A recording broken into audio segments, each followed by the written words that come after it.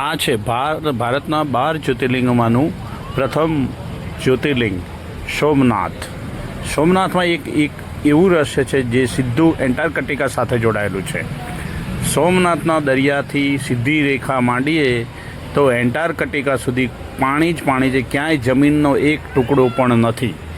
આ છે ભારતના પશ્ચિમ કિનારાનો અરબ સાગર, અને અરબ સાગરના તટ ઉપર આવેલું છે સોમનાથ જ્યોતિર્લિંગ.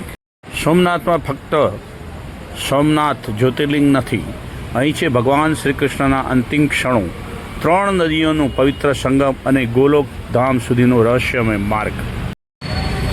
આ છે હિરણ નદી, અને આ હિરણ નદીના કિનારે છે દેહોત્સર્ગ તીર્થ, જે જગ્યાએ ભગવાન શ્રી કૃષ્ણએ પોતાની લીલાનો અંત કર્યો હતો અને અહીંથી પોતે વૈકુંઠ ધામ ગયા હતા.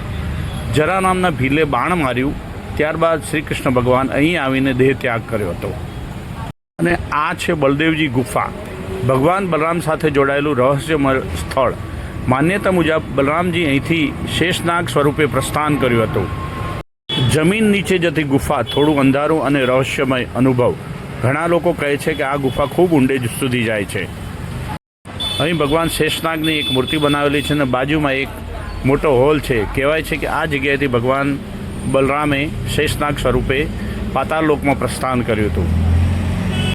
જરા નામના ભીલે બાણ માર્યું, ત્યારબાદ શ્રી કૃષ્ણ ભગવાન અહીં આવીને દેહ ત્યાગ કર્યો હતો. આ સ્થળે આત્મા મુક્તિનું પ્રતીક માનવામાં આવે છે.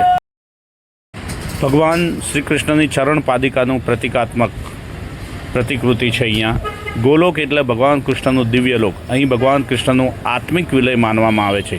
ખૂબ જ શાંત અને દિવ્ય વાતાવરણ છે.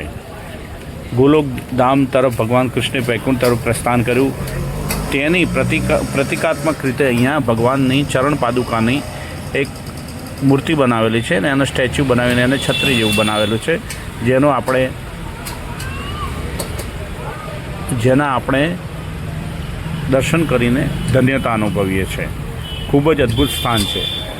આ આખો વિડીયો જોવા માટે તમે પારસ યાત્રા વ્લોગ યુટ્યુબમાં ફૂલ વિડીયો જોઈ શકો છો, જેમાં અહીંયા કઈ રીતે પહોંચવું અને શું સ્થળ જોવા એની સંપૂર્ણ વિગત છે.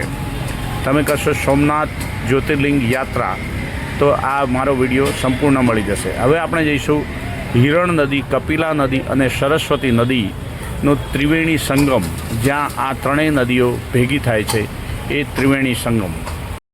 અહીં સ્નાન કરવાથી પાપ ધોવાઈ જાય છે. પિતૃ તર્પણ માટે આ ખાસ મહત્ત્વપૂર્ણ સ્થળ છે. સરસ્વતી નદી અહીં અદૃશ્ય રીતે મળે છે. આ સ્થાન પવિત્ર સંગમ માનવામાં આવે છે. જય સોમનાથ. આખો વિડીયો જોવા માટે તમે પારસ યાત્રા બ્લોગ સંપૂર્ણ રીતે જોઈ શકો છો.